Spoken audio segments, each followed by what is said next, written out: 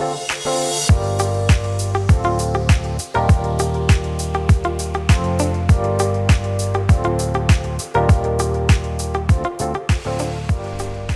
guys, Hilary here for Waterlogged on behalf of saltwateraquarium.com.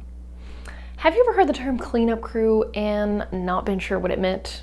Perhaps you've been shopping in a store or online and you've seen snails and thought, oh, there's no way I'm gonna pay that much for a snail. Well, this video is for you. I'm gonna go over what a cleanup crew is. I'm gonna tell you 5 reasons why I think you should have a cleanup crew, and I'm gonna give you some recommendations for cleanup crews for your average home aquarium. So let's go ahead and get started. Now, if you're not familiar already, a cleanup crew are marine invertebrates that we keep in our tanks to help keep the tank clean and in tip-top shape. Consider them housekeepers, so to speak, of your aquarium.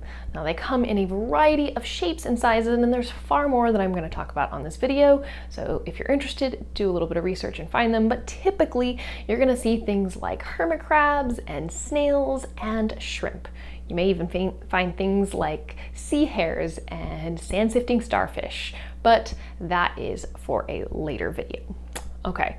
Let's go into 5 reasons why I think you should have a cleanup crew in your tank. First and foremost is because they're going to help break down waste. Now, you think about you are feeding the fish and the corals, and they might not get every bit of food that you put in the tank for them. And that's where the cleanup crew comes in. They're going to get in there and help to break down any of those bits of food that go by uneaten. Now, in addition to breaking down the food itself, they're actually going to break down the waste that those fish and corals produce, which is a good thing. It makes it easier when you are coming to clean. You don't have to try and find all the food. They've already broken it down, making it easier for you to export those nutrients out of your system and help keep your tank clean. Now, the second reason that I think you should have a cleanup crew is for sand sifting and helping to keep your sand stirred up and moved around. Now, you can have things like sand-sifting starfish and snails, but they're really great. Like I said, they sift the sand and help to move it around. And why this is good? Well, you don't want to have any bits of food or waste that's stuck in the sand. They're going to go ahead and help to clean those and take care of those, but also they're going to help to prevent you from having dead zone buildups in your sand.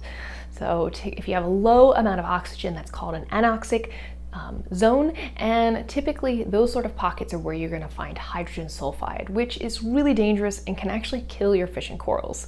But by having those sand sifters, you're going to prevent that and keep that from happening. All right, number 3 reason that you should have a cleanup crew is for pest control. You can get things like different kinds of shrimp that are going to not only remove pests and parasites from your fish. If you've ever seen the movie Finding Nemo, there's a scene where the shrimp spins the fish around, kind of picks at it. Well, that's actually a real thing. There's species of shrimp out there that do that. They will also go in and pick at different pests that are in your tank that may have come in on live rock and that might have gotten past your coral dip when you've brought in new corals. So that is another great reason to have a cleanup crew. Now, the 4th reason that I like to recommend people to have cleanup crews is probably my favorite, and that is to watch the different behaviors that you might see from some of these invertebrates. Now, one of my favorite behaviors that I like to see is with the goby and the pistol shrimp. Now, a lot of times the pistol shrimp are going to be hiding out in those burrows. They're going to be keeping it clean while they're doing that. They're probably sifting the sand as they move it around, and they're keeping bits of waste out of those burrows. In return, those gobies are going to make sure that those pistol shrimp are protected, and it's going to offer and make sure that they're getting food. Okay, so the next reason and the last one on my list today is because you want to recreate those natural ecosystems that you are seeing out in the ocean. That's our goal for having these aquariums, right? Well, by adding a cleanup crew to your tank, you are helping to ensure the natural balance of that ecosystem, and you're gonna prevent yourself from having to do a lot of extra work and spending time and money to take care of your tank. For example, if you are having a sand sifting crew in there, hopefully you won't have as much buildup beneath the surface into the substrate. Hopefully you're not gonna have to worry about that many parasites or not having to go in and hand treat getting rid of those pesky Aiptasia. You got a cleanup crew to do it for you. So with the cleanup crew comes a little bit of balance in your system and peace of mind that your tank is healthy and well cared for. Okay, now that I've gone over why you should have a cleanup crew, I'm gonna give you a few recommendations for cleanup crews that could go in the average tank. Now, before I get into this, I wanna throw out a disclaimer. Please, please, please, before you purchase anything to go in your tank, make sure that what you have will get along with what you're getting, and what you're getting is gonna be compatible with what you want to get in the future. Now, another thing to go along with that is keep in mind there are some species of fish out there that do eat cleanup crews, so you don't want to be giving your fish really expensive snacks with those cleanup crews. Another thing to keep in mind is that some cleanup crew members actually will mess with your rock work, move around corals, actually cut and take pieces of corals and attach it to themselves and move it around. So please do your research before you buy anything and take it home to your tank. All right. Here are some recommendations for cleanup crew members. First one is a trochus snail. I love them because they're great at cleaning, but my favorite part about the trochus snails is the fact that if they get flipped over, they are actually able to self-right themselves. Now this is great because when they're flipped over, their foot is kind of out and flailing about, and if they can't flip themselves, they're gonna end up as an expensive snack for your fish. So that's why I love those trochus snails.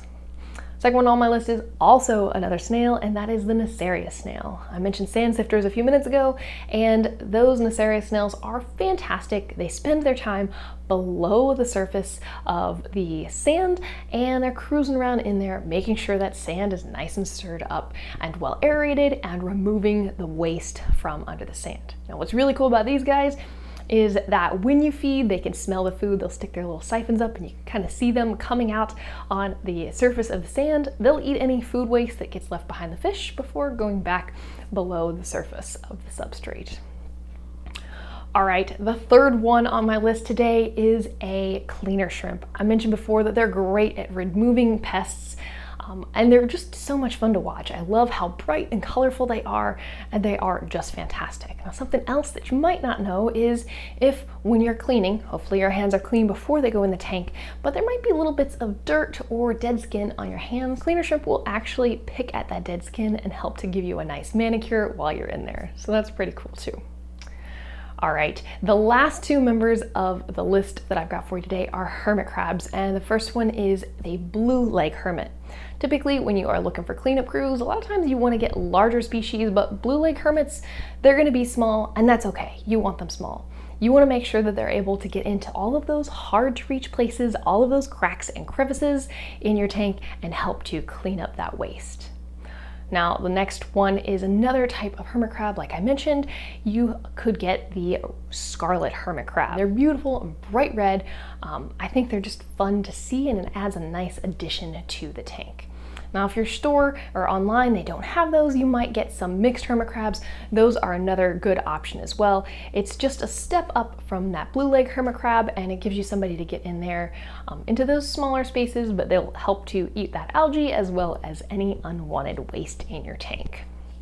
Now again, if you have any questions, please leave a comment below. If you are looking for a specific cleanup crew member to help you take care of a problem, say you've got a bunch of bubble algae in your tank and you want a cleanup crew member, leave a comment below and either myself or saltwateraquarium.com will help to gear you towards the right species for your tank. As always, make sure you do your research before you buy anything. Can't stress that enough. We've all done that impulse buy, so I'm hoping that if you watch this, I'm preventing you from doing that as well. All right, guys, this has been Hilary for Waterlogged on behalf of saltwateraquarium.com. Thank you so much for watching, and I'll see you next time.